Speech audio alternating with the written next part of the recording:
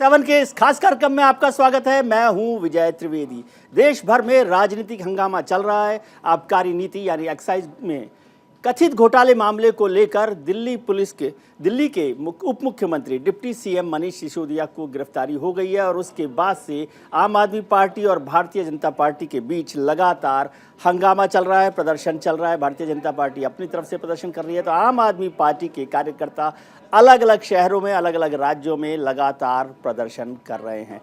ये खबर लगातार मिल रही है। खबर है कि 2 बजे पेशी हो सकती है उप मुख्यमंत्री मनीष सिसोदिया की। मनीष सिसोदिया को सीबीआई आज कोर्ट में पेश करेगी।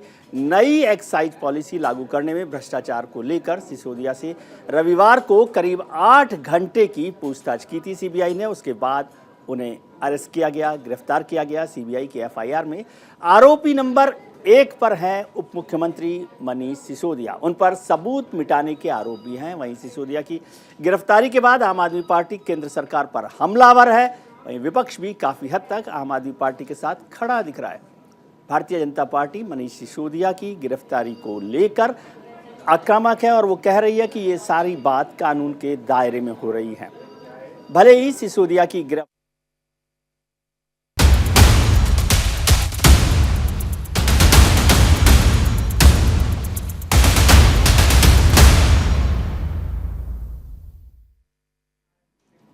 मनीष सिसोदिया मामले से बड़ी खबर आ रही है। मनीष सिसोदिया मामले में बड़ी खबर आ रही है कि पेशी से पहले मनीष सिसोदिया का मेडिकल हुआ है।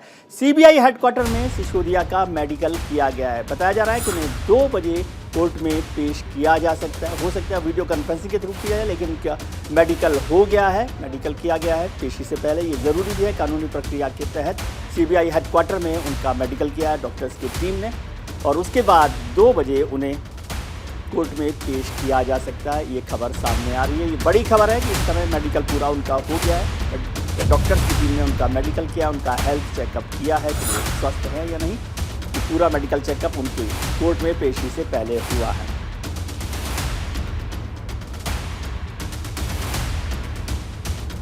उप मुख्यमंत्री दिल्ली के उप मुख्यमंत्री मनीष सिसोदिया की जब कल गिरफ्तार हुई 8 घंटे के बाद, वो मसला था शराब घोटाले का। शराब घोटाले को लेकर बहुत सारा हंगामा पिछले काफ़ी दिनों से चल रहा है। कई अरेस्ट भी हुए, लेकिन असल में शराब घोटाले का मामला क्या है, इसको एक बार हम लोग समझ लेते हैं कि शराब घोटाला क्या है। ये शराब घोटाला हम लोग देखते हैं क्या है। शराब घोटाला मामला, केजरीवाल सरकार ने नवंबर 2021 में नई शराब नीति लागू की थी। 2021 में नवंबर में नई शराब नीति लागू की थी। नई शराब नीति को, आबकारी नीति को लेकर बीजेपी ने आम आदमी पार्टी पर, सरकार पर काफ़ी गंभीर आरोप लगाए थे। उस वक्त में जब ये आया था, सिसोदिया पर शराब नीति को तैयार करने और लागू करने में भ्रष्टाचार का आरोप लगा था। भारतीय जनता पार्टी ने यह आरोप लगाया था कि शराब नीति के तहत बड़ा पैमाने पर भ्रष्टाचार हुआ है। शराब ठेकेदारों को जानबूझकर फ़ायदा पहुँचाने का आरोप भी लगाया गया सिसोदिया पर। मनीष सिसोदिया जो कि उप मुख्यमंत्री हैं दिल्ली सरकार पर, उन पर आरोप लगा नई शराब नीति से सरकार को मुनाफा नहीं हुआ, लेकिन व्यापारियों को बड़ा फायदा हुआ है, मोटा फायदा हुआ है। ये भी एक बड़ा आरोप था इस शराब घोटाले मामले में। नई शराब नीति से दिल्ली के राजस्व को भारी नुकसान हुआ, ये आरोप भारतीय जनता पार्टी ने लगाया। ये आरोप पर इसी मामले को लेकर गिरफ्तारी हो रही है। शराब विक्रेताओं ने लाइसेंस शुल्क माफी के लिए दिल्ली सरकार से संपर्क किया था। कहा जा रहा है कि लाइसेंस शुल्क में जो माफ़ी चाहिए थी उसके लिए दिल्ली सरकार से, यानी जो आबकारी मंत्री हैं मनीष सिसोदिया, उनसे भी संपर्क किया गया। सरकार ने 28 दिसंबर से 27 जनवरी तक लाइसेंस शुल्क में 24.02% की छूट दे दी थी और इससे सरकारी खजाने को 144 करोड़ रुपए से ज़्यादा का नुकसान हुआ।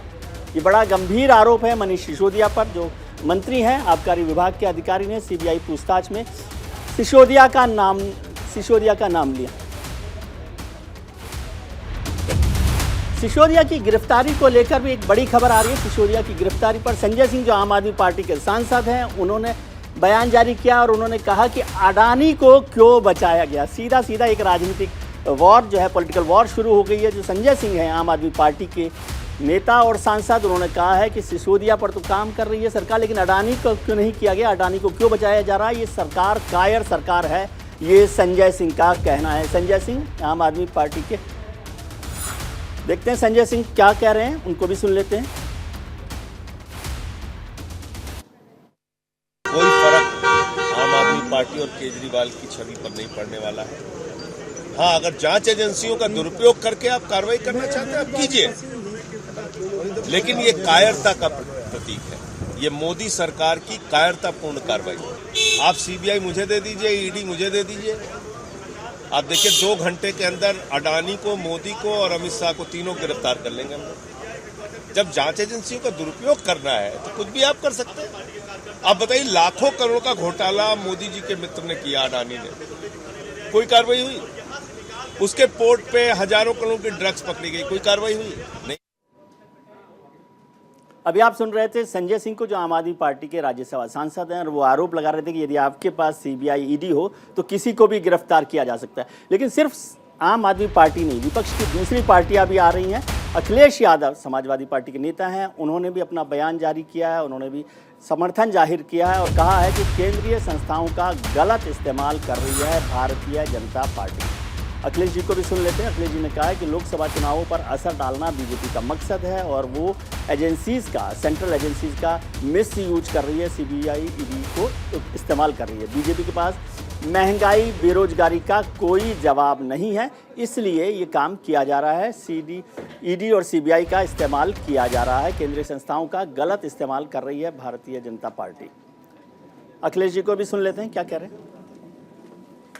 ये उसकी बीजेपी जब से सत्ता में आई है उसकी कोशिश रही है जो सेंट्रल एजेंसीज हैं उनका गलत इस्तेमाल किया जाए।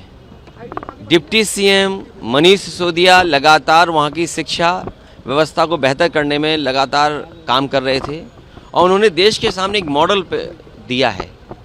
और जिस तरीके का व्यवहार भारतीय जनता पार्टी का रहा है, सरकार का रहा है, लगातार इस तरह के विपक्षी जितने भी नेता हैं उनके खिलाफ जांचें चल रही हैं। जितनी भी संस्थाएं, चाहे इनकम टैक्स हो, चाहे ईडी हो, सीबीआई हो, ये लगाई जा रही हैं जिससे कि आने वाले लोकसभा चुनाव को प्रभावित कर सकें। जनता ये देख रही है। इस पर चर्चा करने के लिए हमारे साथ खास मेहमान जुड़ रहे हैं। भारतीय जनता पार्टी के प्रवक्ता और वरिष्ठ नेता विनीत गोयनका साहब हमारे साथ हैं। राजनीतिक विश्लेषक परविंदर सिंह सेठी हैं। मेरी सहयोगी मनीष ढिंडोरिया हैं। अली शरर साहब हैं मेरे सहयोगी राउज एवेन्यू कोर्ट पर। और नमित त्यागी, जो आम आदमी पार्टी को बेहतर तरीके से समझते हैं, वो भी हमारे साथ जुड़े हुए हैं। नमित, सबसे पहले आपसे समझना चाहता हूं कि क्या तैयारी है आम आदमी पार्टी की सड़क पर प्रदर्शन के अलावा। को गिरफ्तार किया गया था, उसके बाद ही विजय जी ये आह्वान किया था कि आज के दिन को काला दिवस के रूप में आम आदमी पार्टी मनाएगी, जिसको लेकर आज पूरे देश के अंदर अलग अलग इलाकों के अंदर आम आदमी पार्टी प्रदर्शन करी है। और इसके साथ साथ जो कानूनी लड़ाई है, यानी कि 2 बजे मनीष सिसोदिया को राउज एवेन्यू कोर्ट में जब पेश किया जाएगा तो एक जो वकीलों की फौज है वो भी आम आदमी पार्टी ने तैयार की है, क्योंकि सीबीआई जो है वो रिमांड की मांग करेगी। वहीं दूसरी तरफ से आम आदमी पार्टी की तरफ से जो वकील है वो ये दलील देंगे कि अब तक की पूछताछ में आखिर सीबीआई को मिला क्या है, क्योंकि सीबीआई इससे पहले मनीष सिसोदिया के घर पर छापेमारी भी कर चुकी है, उनके लोकर की छानबीन हो चुकी है, उनके गांव पर भी जाकर सीबीआई ने जांच पड़ताल की है। तो आम आदमी पार्टी कह रही है कि जो आरोप मनीष सिसोदिया पर लग रहे हैं 10,000 करोड़ के घोटाले का, उसमें से एक भी रुपए जो है वो अभी तक सीबीआई को बरामद नहीं किया गया है। तो आखिर कोई साक्ष्य सबूत तो होगा जिस आधार पर गिरफ्तारी की गई है। एक बार तस्वीर में मेरे कैमरा पर्सन दिखाएंगे कि यहाँ से विजय जी आम आदमी पार्टी के एक बार तस्वीर में मेरे कैमरा पर्सन दिखाएंगे कि यहाँ से ये विजय जी आम आदमी पार्टी के की तरफ से बीजेपी मुख्यालय की तरफ जो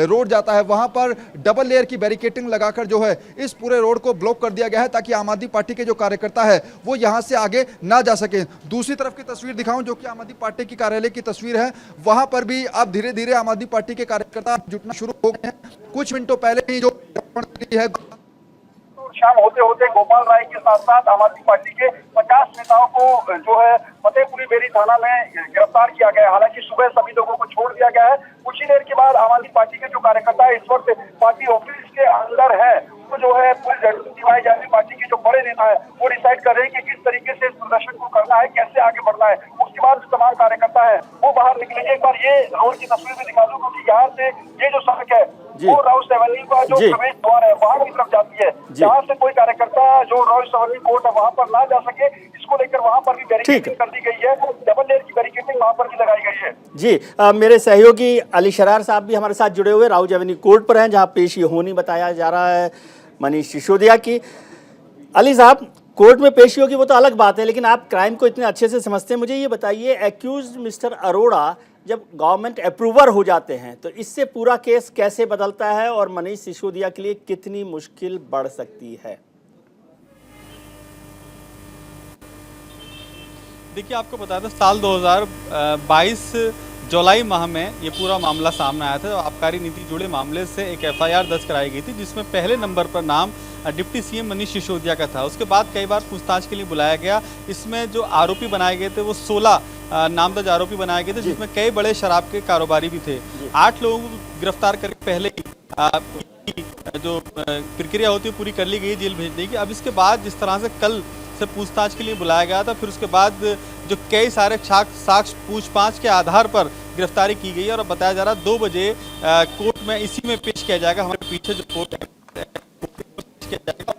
जी, किसी तरह की भी कोई चूक ना हो, इसके चलते पूरी तरह से रोड डाइवर्ट किए गए हैं। लेकिन इसमें बड़ी बात यह है कि दिल्ली की आम जनता है, जो देश की जनता दिल्ली में आती है, उसको बड़ा सामना करना पड़ रहा है। आज के रोड डाइवर्शन की वजह से बड़ी परेशानी हो रही है, क्योंकि लंबी लंबी जाम की लाइन लगी हुई है और लोग बेहद परेशान हैं। फिलहाल की स्थिति बताई जा रही है कि 2 बजे इसी गेट पर, मेरे पीछे तो गेट है रेवेन्यू कोर्ट का, यहीं पर उसकी एंट्री की जाएगी आरोपी मनीष सिसोदिया की। इसके मद्देनजर यहाँ पूरी तरह तैयारियां कर ली गई हैं। 2 बजे के आसपास यहाँ पर पेश किया जाएगा। बताया जा रहा है कि सीबीआई के विशेष कोर्ट के जज हैं एस.के.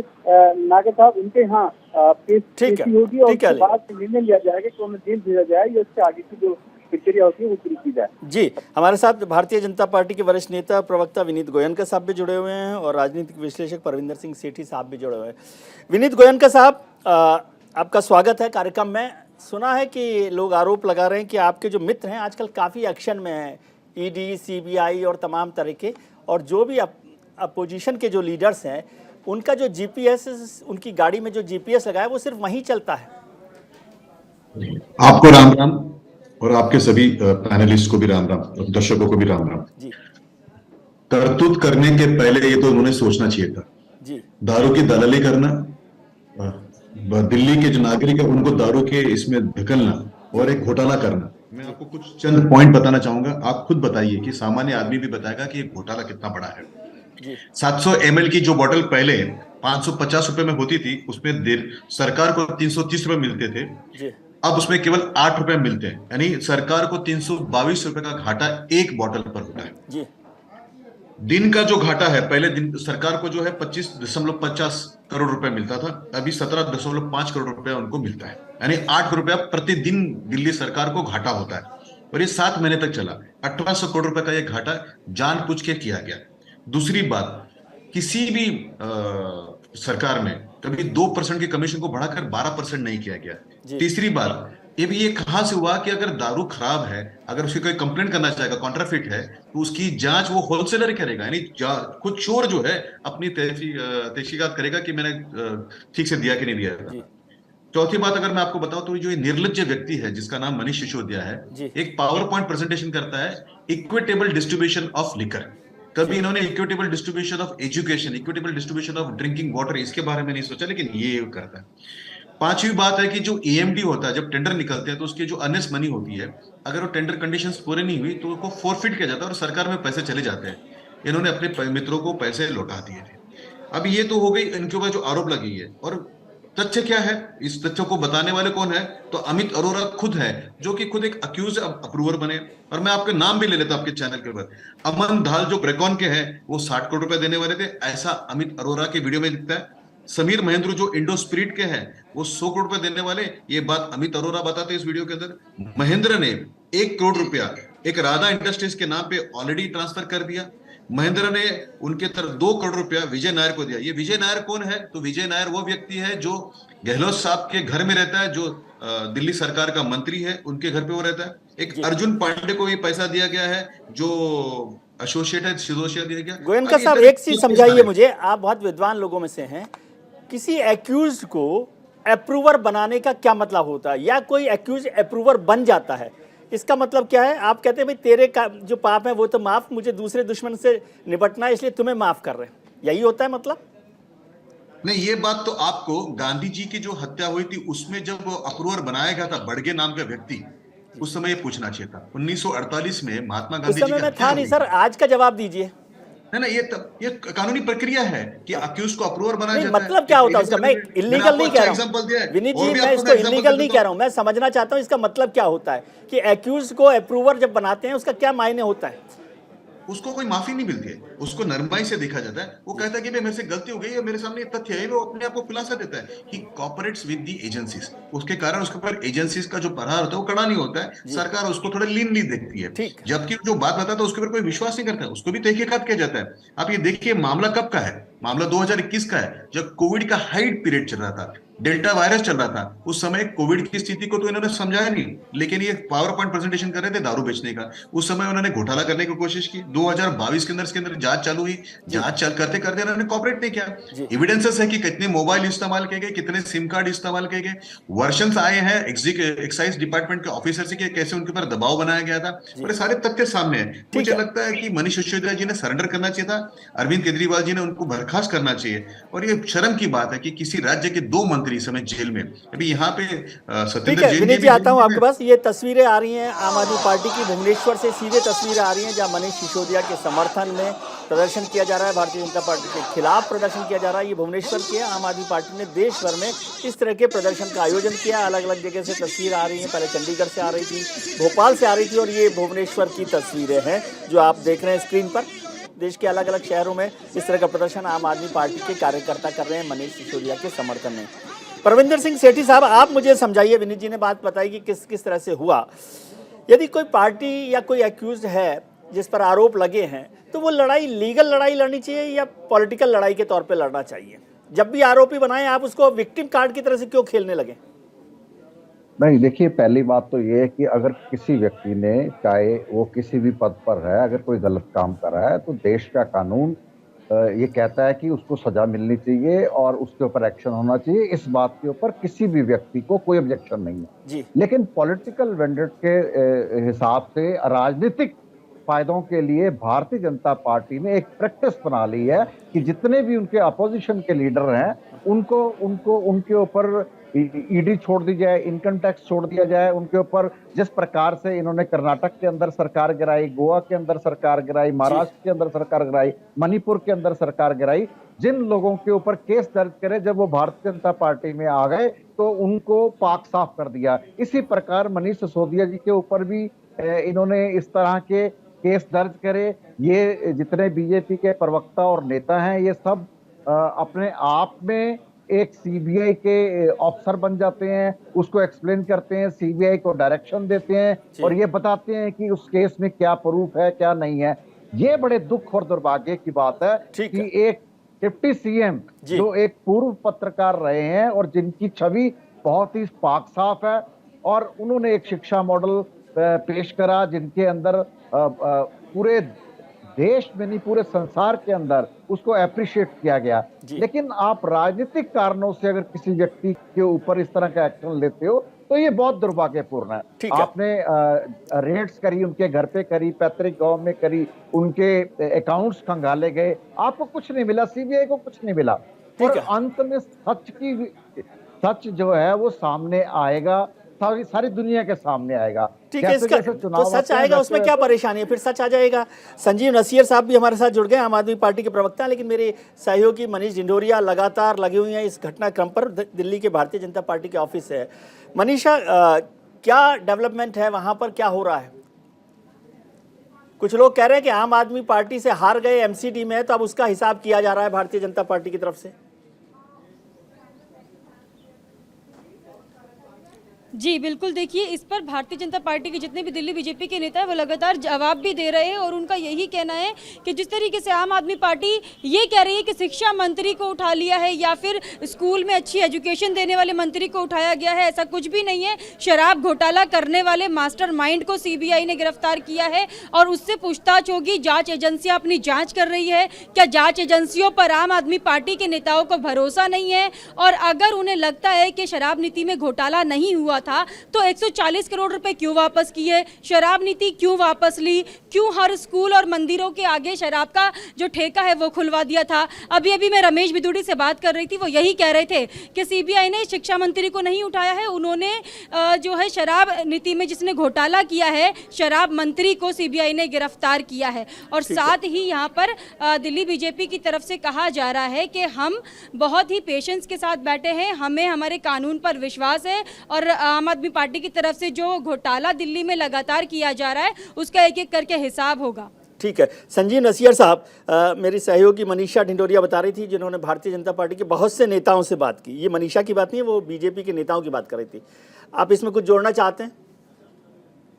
देखिए विजय जी, एक बात तो पक्का है कि देश के अंदर आज़ादी के बाद अगर इमरजेंसी वाला पार्ट अगर अलग कर दें तो देश में ऐसा कभी नहीं हुआ कि अपने विरोधी पार्टी के नेताओं को आप जिनको चुनाव में नहीं हरा पा रहे हो उनको आप ईडी, सीबीआई और बाकी एजेंसीज का मिसयूज करके उन पे दबाव बना के और झूठे केस बना के और इस तरीके से जेल में ठोकने का जो काम कर रहे हैं। आप विजय माल्या जी को नहीं पकड़ पा रहे हैं, ललित मोदी को नहीं पकड़ पा रहे हैं, अडानी के खिलाफ इतना बड़ा स्कैम देश ने देखा है उसको नहीं आप टच कर रहे हैं। और आप एक ऐसे ईमानदार आदमी को जो शिक्षा जगत में उन्होंने एक नाम, देश का मान सम्मान बढ़ाया है, गरीब बच्चों की एक होप के तौर पे मनीष सिसोदिया को जाना जाता है, ये पूरी तरीके से राजनीतिक मोटिवेटेड केस है।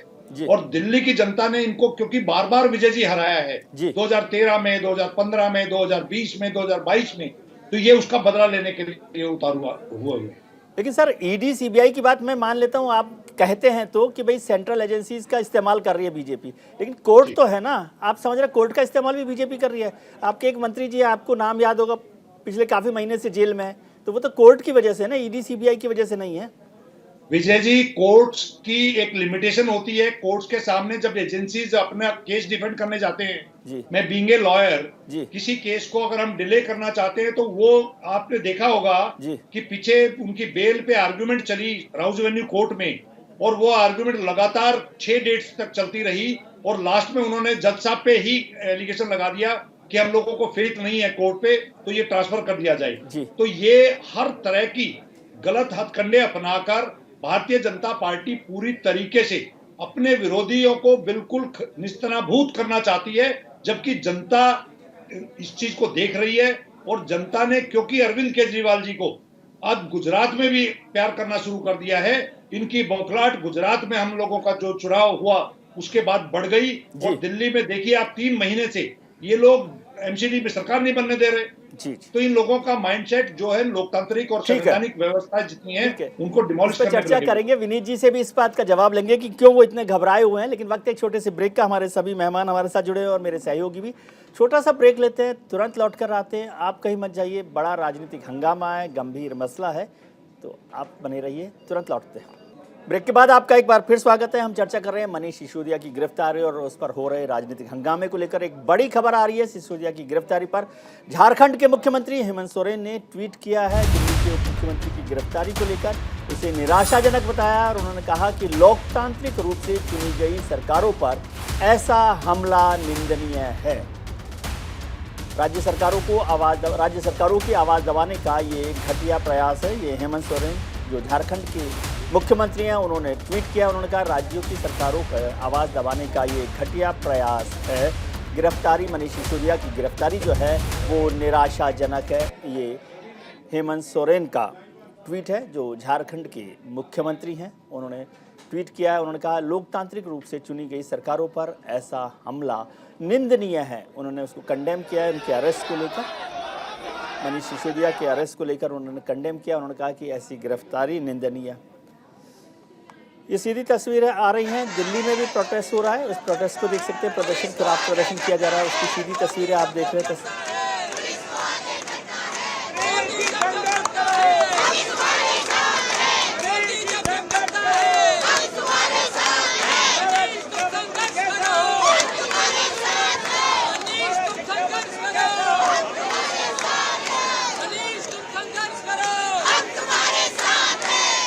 दिल्ली में प्रदर्शन कर रहे हैं आम आदमी पार्टी के कार्यकर्ता। आप देख रहे हैं कि देश भर में अलग अलग शहरों से ये तस्वीरें आ रही हैं, भोपाल से, चंडीगढ़ से, भुवनेश्वर से और अब दिल्ली में भी प्रदर्शन की ये तस्वीरें साफ हो रही हैं। 2 बजे जो है मनीष सिसोदिया की पेशी हो सकती है राहुल एवेन्यू कोर्ट में।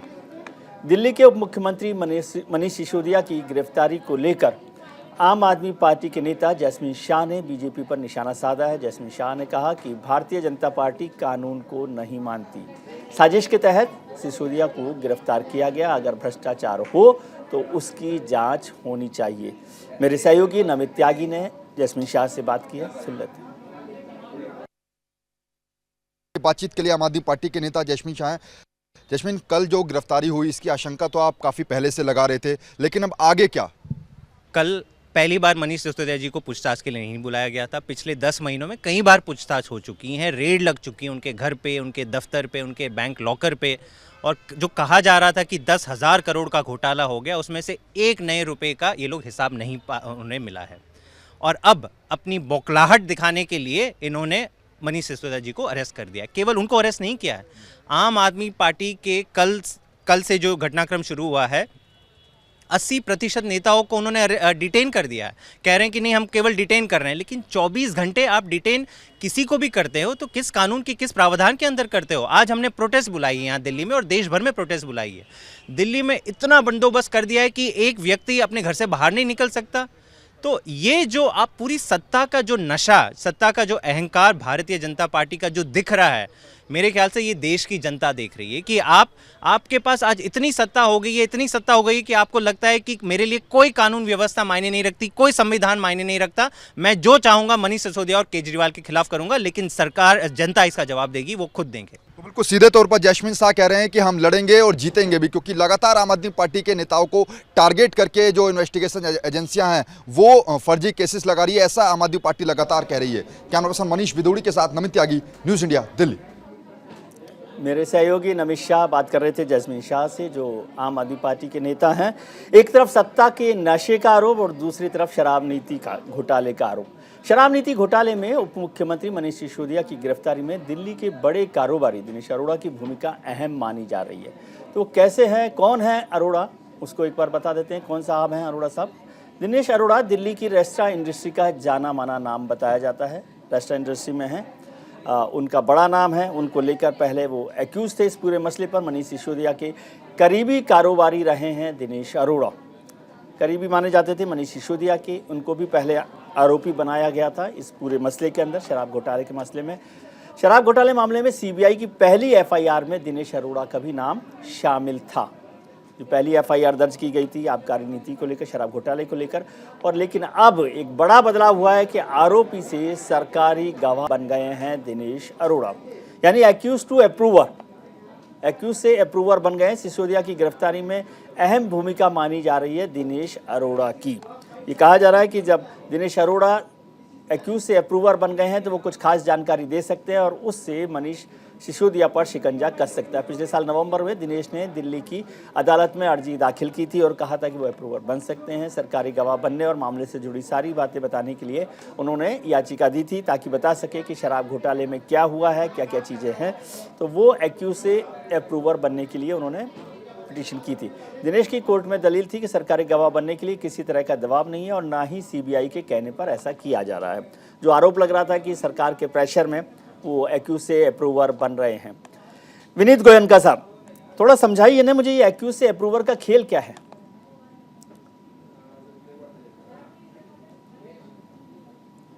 आप अनम्यूट कर लीजिए अपने को, आवाज नहीं मिल रही आपके लिए गोयनका साहब। किसी भी केस में या किसी भी कॉन्स्पिरेसी में जब इस तरह का घोटाला होता है तो कई लोग उसमें इन्वॉल्व होते हैं जी। कई बार एक्साइटमेंट के कारण, कई बार पैसे के लालच में लोग उसमें इन्वॉल्व हो जाते हैं। फिर जब उनको पता चलता है कि उनके ऊपर कानून का शिकंजा जो है वो कसते जा रहा है, तो वो इस क्रिमिनल कॉन्स्पिरेसी को, जो ये फॉल्सिफाइड जो इंटेंशन होता है, उसके बारे में उनके मन में ग्लानि होती है और वो कई बार कहता है कि मैं अप्रूवर बनना चाहता हूँ। आपने देखा कि कई केसेस में, जैसे मैंने एक उदाहरण आपको पहले भी दिया था कि भाई गांधी जी के हत्याकांड में भी अप्रूवर बने थे और बाकी भी केसेस में अप्रूवर बनते रहते हैं और ये अप्रूवर फिर अपनी बात बताती है जो उनको पता है। इसके कारण कानून के जो एजेंसीज होती है, उनकी इन्वेस्टिगेटिव एजेंसीज जो होती है, उनका काम थोड़ा इजी हो जाता है। ना कि उनकी बातों को 100% सही माना जाता है, उनकी बातों को भी शक की नजर से देखा जाता है, लेकिन वो उनका आसान हो जाता है। और इस केस के अंदर तो पूरा open open and shut case है। मैं आपको एक सवाल पूछना चाहूंगा, आप बताएं या आम आदमी पार्टी के जो प्रवक्ता वो बताएं कि ईएमडी जो टेंडर का ईएमडी होता है, अगर वो डिफॉल्ट होने पर रिफंड कैसे किया जा सकता है? ये तो सरकारी संपत्ति है, आपने लुटाई है इसको। एक बात। नंबर 2 बात, मैन्युफैक्चरर, होलसेलर और रिटेलर इसका कार्टेल एक्साइज पॉलिसी के नीचे बैंड है, फिर भी दिल्ली सरकार वो अलाउ करती है और बैठती है साथ में ये तय करने के लिए कि कमीशन किसको कितना मिलेगा। कि ये बात सच नहीं है कि पहले कमीशन 2% था जिसको बढ़ा के 12% किया गया है। दुनिया में कोई भी सरकार कमीशन बढ़ाती नहीं, कम करने की कोशिश करती है। क्या ये बात सच नहीं है कि दिन का घाटा, एक दिन का घाटा 8 करोड़ रुपए सरकार के राजस्व को हो रहा था और कुल मिलाकर 1800 करोड़ रुपए का घाटा सरकार को हुआ है? ये कागजी कार्रवाई है, ये बताता है। क्या ये सच बात नहीं है कि सिम कार्ड्स बदले गए थे, फोन बदले गए थे मनीष सिसोदिया से? कोई भी सामान्य व्यक्ति इतने सिम कार्ड, इतना फोन क्यों बदली करेगा? और डिप्टी चीफ मिनिस्टर को क्या जरूरत पड़ी थी? क्या ये सच नहीं है कि एक्साइज के ऑफिसर्स इसमें इन्वॉल्व थे और उन्होंने बताया कि ऐसे करने में गुनाह? तीसरी बात, ये इलीगल तो छोड़ दीजिए साहब, इमोरल भी है। मंदिरों के सामने, स्कूल के सामने ठेके खोल ले, ठेके को सुबह 3 बजे तक चलाने की अनुमति देना, ड्राई डे को कम करना। क्या पूरे दिल्ली को शराबियों का अड्डा बनाने का उन्होंने कोशिश किया था? इनको कहीं पे भी डर नहीं लग रहा था, दुख नहीं हो रहा था कि लोग दारू पिएंगे, घर में वायलेंस होगा, एक्सीडेंट्स होंगे, लोग बीमार होंगे? बस एक ही बात थी कि हमको कैसे पैसे मिलेंगे, हमारी दलाली कैसे बनेंगे। तो इनके ऊपर लीगल कार्रवाई तो होनी चाहिए और अगर कोई मॉरल कार्रवाई की अगर कोई प्रोविजन होती कहीं पे तो वो भी होनी चाहिए। शर्म से इन लोग कैसे घर में नहीं बैठ सकते? कैसे बेशर्मी से इन लोग टीवी के चैनल पर आकर अपनी दुहाई देते हैं? तो बड़ा दुख होता है इस बात का। जी संजीव नसीह साहब, इमोरल भी है और इलीगल भी है, विनीत जी कह रहे हैं। विजय जी, मेरे को बड़ी हंसी आ रही है अपने दोस्त भारतीय जनता पार्टी के नेता के ऊपर। ये पॉलिसी जब बनी, दिल्ली का मालूम है कि दिल्ली सरकार के पास बहुत लिमिटेड पावर्स हैं। आज दिल्ली सरकार के मुख्यमंत्री अपने एक शिक्षा क्षेत्र में किसी प्रिंसिपल को ट्रेनिंग के लिए बाहर भेजना चाहते थे, उसको तो लेफ्टिनेंट गवर्नर साहब ने रोक दिया।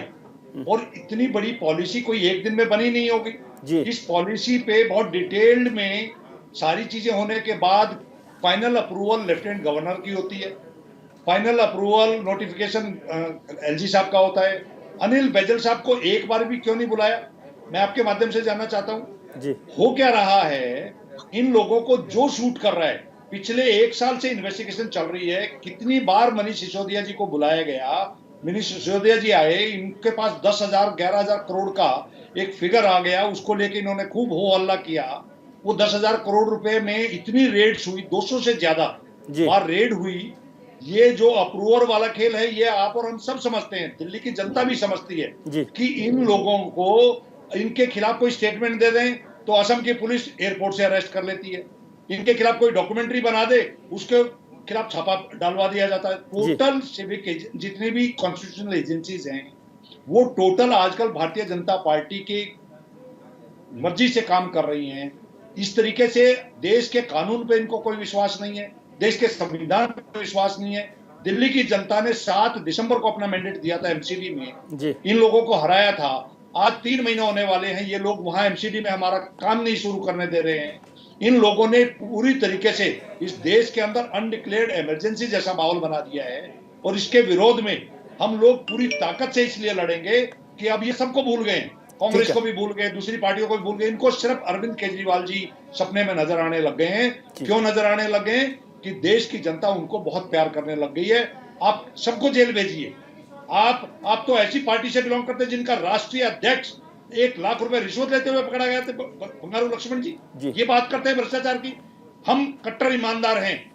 पंजाब के अंदर हमारे मंत्री के खिलाफ ना मीडिया ने ना किसी ने कंप्लेंट की थी। संजीव जी एक चीज समझाइए कि आपकी बात मान लो कि विनीत जी जो है, उनकी पार्टी, उनकी सरकार जो है एक्यूज को अप्रूवर बनाती है और आप एक्यूज को विक्टिम बना रहे हैं।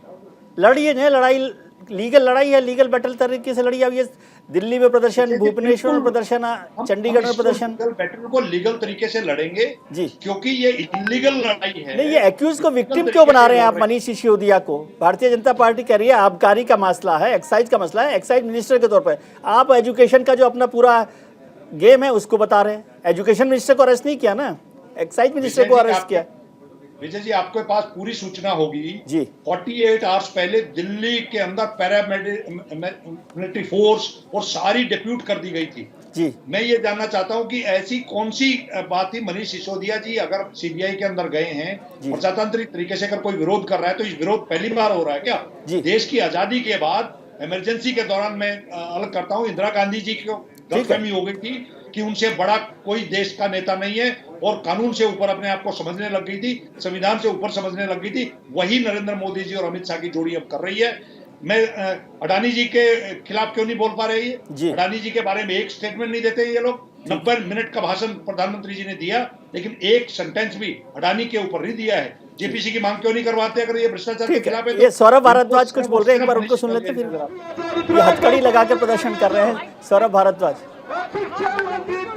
देखिए, जिस तरह से आम आदमी पार्टी के एक एक नेता के खिलाफ झूठे मुकदमे दर्ज कर रही है, झूठे मामले दर्ज कर रही है, वो चाहती है आम आदमी पार्टी का हर विधायक, हर मंत्री, हर नेता को गिरफ्तार कर ले। तो हम मोदी जी के पास आ रहे हैं, प्रधानमंत्री जी के पास, कि हम गिरफ्तार करने के लिए तैयार करिए। सारे लोग आज गिरफ्तारी देने के लिए आई हैं। आप हमें खत्म कर दीजिए, पूरी पार्टी को खत्म कर दीजिए, सबको जेल में डाल दीजिए। पूरी दुनिया को पता चले कि आज भारत के अंदर कैसी तानाशाही चल रही है, किस तरीके से इमरजेंसी के हालात आज देश के अंदर हैं कि अच्छे अच्छे लोगों को, जिन्होंने पूरी जिंदगी शिक्षा के लिए लगा दी, उन लोगों को जेल में डाला जा रहा है, बिना सबूत के डाला जा रहा है, बिना कानून के डाला जा रहा है। पूरी तानाशाही आज चरम पे है। देखिए, पुलिस जिस तरीके से डंडे मार रही है, हमारे एक पार्षद का गला पकड़ के पुलिस वाले ने पीछे धकेल दिया, ये सीधा सीधा गुंडागर्दी है। ऐसा देश की राजधानी में हो रहा है तो आप सोचिए देश के दूसरे हिस्सों में क्या होता होगा। आज हम शांतिपूर्ण प्रदर्शन कर रहे हैं, मगर उससे भी हमें रोका जा रहा है। यहाँ पे 144 धारा लगाई गई है, ये पूरी तरीके से गलत है, तानाशाही है। देखिए, राउज एवेन्यू कोर्ट के पास 5 रास्ते हैं। आप उन्हें कनॉट प्लेस से ले जाइए, आप उन्हें पीछे दिल्ली गेट से ले जाइए। ये रास्ता राउज एवेन्यू कोर्ट का रास्ता नहीं है, इसके अलावा 5 और रास्ते भी हैं।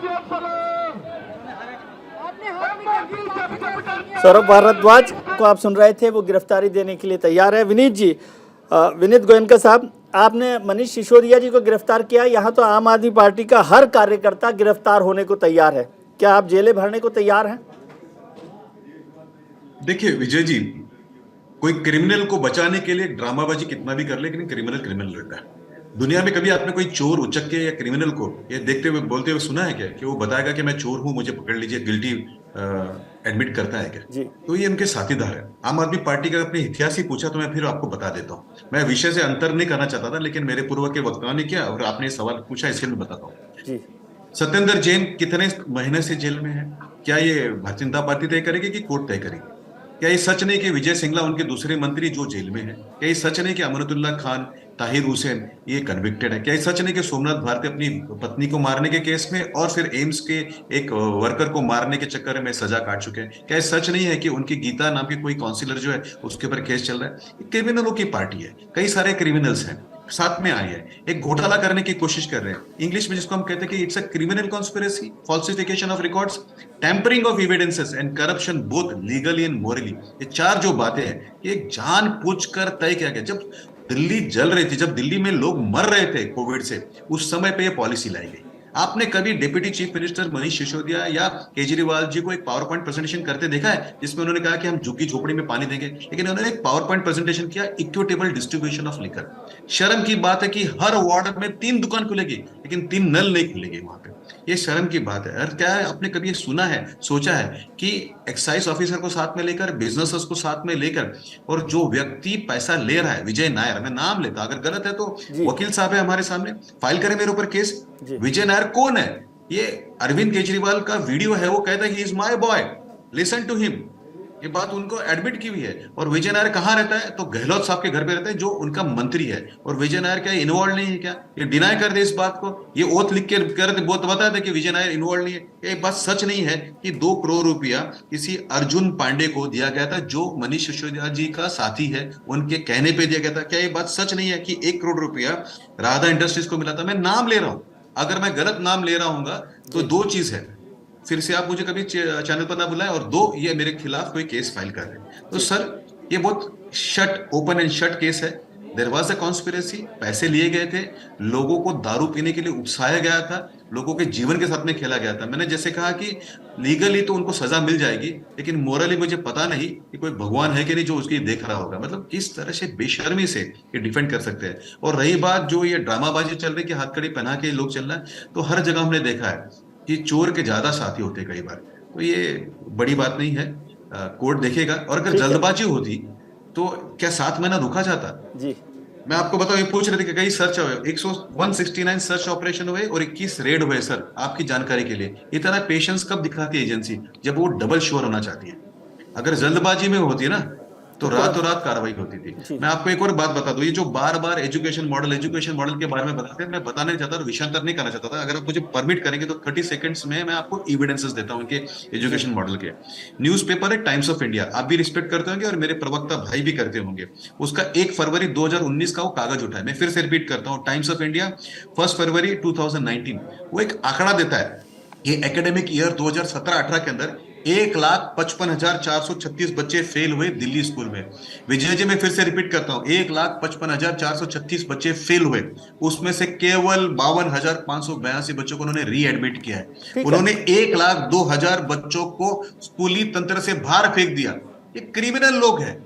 ठीक है विनीत जी, आपका ये फैक्ट्स आप हमेशा चर्चा करते हैं, लेकिन आज एक्साइज पर बात कर लेते हैं। बच्चों को दारू बेचना जी, एक्साइज पर बात कर लेते हैं, क्योंकि मैंने संजीव जी को भी कहा कि एक्साइज की बात करें, एजुकेशन के नाम पर मत जाए। आप उनको इसलिए मैंने नंबर दिया जी। मैं आपको बता, एक्साइज के अंदर आपने कभी देखा है विजय जी? एक क्षण लूंगा मैं, सॉरी माफ करिएगा कि मैं आपके बीच में बोल गया। मैं कभी बोलता नहीं हूँ, आपको पिता तुल्य मानता हूँ सर, मैं कभी बीच में नहीं बोलता। लेकिन एक बात आपसे मैं कहना चाहूंगा, आपने कभी ये सुना है कि एक डेप्यूटी चीफ मिनिस्टर मोबाइल बदलता है, वो भी मल्टीपल टाइम्स सिम कार्ड बदलता है? Wasn't this a criminal act? But the intention was nullified, sir. जी, Sanjeev ji, intention was nullified और ये ड्रामा पॉलिटिक्स बंद कीजिए, ऐसा कह रहे हैं विनीत जी। विजय जी, विनीत जी ने जितनी बातें बताई, ऐसा लगता है जो हम लोग कहते हैं कि भी इन्वेस्टिगेटिंग एजेंसी जो है वो सीबीआई नहीं भाजपा ही है जी। इनको बिल्कुल ये सारी चीजें पूरी प्लानिंग से ये लोग डे 1 से, क्योंकि जनता की लड़ाई हम लोगों से बार बार हार रहे हैं जी, तो इन लोगों ने कॉन्स्पिरेसी के तहत इन्होंने कहा कि जी कोई क्रिमिनल किसी के घर रह रहा है, किसी के साथ रहता है। संजीव जी, ये थोड़ा सा एग्जेजरेशन नहीं है ये जनता की लड़ाई को? आपका कितने एमपी हैं लोकसभा में? नहीं विजय जी, मैं वही बता रहा हूँ आपको, हम नई पार्टी हैं, हम आगे बढ़ रहे हैं। 1 वर्सेस 303 में क्या लड़ाई होती है पॉलिटिकल में? आपको ध्यान होगा, अडानी जी को विदेश यात्राओं में देश के प्रधानमंत्री साथ लेकर जाते हैं जी, और श्रीलंका के प्रधानमंत्री ने ये बोला है कि हम लोगों पे दबाव बनाया जाता है कि सारे ठेके अडानी जी को दिया जाएं। तो ये बात कर रहे हैं कि भी अडानी जी आज इनको साफ सुथरा लग रहे हैं, जिसने करोड़ों हिंदुवासियों के देशवासियों के लिए एसबीआई। संजीव जी, आपकी बात को मैं मान लूंगा, अडानी जी पर हम लोग चर्चा कर लेंगे, लेकिन जब आज आप मनीष जी के वक्त में अडानी की बात करते हैं तो इसका मतलब होता है कि आप मनीष जी के लिए कोई बहुत तथ्य नहीं रखते उनको बचाने के लिए। मैं इसलिए कह रहा हूं कि जो प्रक्रिया है वो पूरी की पूरी राजनीतिक इंप्रेशन पे चल रही है। इन लोगों को सीबीआई जो है, सीबीआई रेड कब करेगी, सीबीआई सम्मन कब बुलाएगी, एलजी साहब किसको नॉमिनेटेड काउंसलर बनाएंगे, किसको पीठासीन अधिकारी बनाएंगे, ये सब लोग, इनका केंद्रीय नेतृत्व तय कर रहा है। यही हम लोगों का विरोध है। और अभी विनीत जी ने एक बात कही कि जो गलत लोग होते हैं उनके साथ जनता ज्यादा होती है, तो इसका मतलब यह है कि ये देश की जनता को भी अपमानित कर रहे हैं कि देश की जनता उसके साथ खड़ी है जो गलत है। मैं ये कह रहा हूं कि देश की जनता उसके साथ खड़ी है जो देश की जनता और गरीब के लिए चिंता करता है, गरीब के लिए काम करता है। आज मनीष सिसोदिया एक शिक्षा जगत में एक उम्मीद के तौर पर उभरे हैं और आज ये देश में नहीं विदेश तक भी। आप बताइए, यूएस के राष्ट्रपति की धर्मपत्नी ने जब दिल्ली में आके प्रधानमंत्री जी को कहा था कि मैं स्कूल देखना चाहती हूं, तो आपने रोका था कि नहीं रोका था? सरकारी स्कूल अगर विदेशों तक उसका खुशबू ना जा रही होती तो क्या वो सरकारी स्कूल में आती क्या? तो कुल मिला के संजीव जी, माफी के साथ मैं जोड़ना चाहता हूं आपके कि आप एक्साइज के अलावा सब चीजों पर मसले पर बात कर रहे हैं, अडानी पर, एजुकेशन मिनिस्टर पर, ईडी पर, सीबीआई पर, एक्साइज पर बात करिए जो विनीत जी ने बात की। और फिर आपको लीगल सिस्टम पर, आप खुद वकील है, आपने कहा वकील है, तो आपको लीगल सिस्टम पे भरोसा नहीं कि आप जैसे विद्वत वकील हो तो मनीष जी को बचा लीजिएगा? विनीत जी क्या करेंगे इसमें? सिस्टम पे पूरा विश्वास है, लीगल बैटल हम लड़ेंगे। इस पॉलिसी के अंदर कहीं कोई गड़बड़ नहीं थी जी। इन लोगों ने अननेसेसरी हाइप बनाया गया। ये same copy to copy Haryana में इन लोगों ने इंप्लीमेंट कर रखी है। अगर विनीत जी को नहीं पता तो जाके एक बार पता कर लें जी। यहाँ पर कुल मिला के, क्योंकि एमसीडी भी इन्वॉल्व थी, ये सब लोग उस पॉलिसी को फेल करने पे लगे हुए थे। उस पॉलिसी में 1 रुपए का भी कोई गड़बड़ नहीं हुई है। ये 10,000 करोड़ की बात कर रहे हैं, 1 रुपया भी आज तक सीबीआई बताने में नाकामयाब रही है कि बताइए कहां पे घोटाला हुआ है। जी विनीत जी। तो मैं सारे जो इन्होंने 8 पॉइंट अभी तक रेस किए सबके एक 1 बाय 1 आंसर देता हूं, हम इनकी जानकारी में रहे बात। एक डिबेट जो है ये एक्साइज पॉलिसी पे, इसके लिए जैसे आपने कहा कि बार बार अडानी एजुकेशन को लाकर ये अपने बैंक्रप्सी ऑफ थॉट्स को बता रहे हैं, ये बता रहे हैं कि इनके पास कोई विचार है। लेकिन फिर भी इन्होंने कहा तो मैं इनको 12 मुद्दे बताता हूँ, 12 पॉइंट्स बताता हूँ। सर प्लीज लिखिए अगर आपके पास पेन होगा तो। पूर्व की जो नीति थी उसके अंदर 750 की जो ml की जो बॉटल थी ये 550 रुपए में मिलती थी दिल्ली के नागरिकों को। नई पॉलिसी के तहत 500 रुपए मिलती है, नए नागरिकों को 50 रुपए का डिस्काउंट मिलेगा ताकि वो टेम्प्ट होंगे ज्यादा बॉटल खरीदने के लिए। गवर्नमेंट को पूर्व की जो बॉटल दी थी उसके अंदर 330 रुपए मिलता था, नई पॉलिसी के नीचे केवल 8 रुपए मिलता है।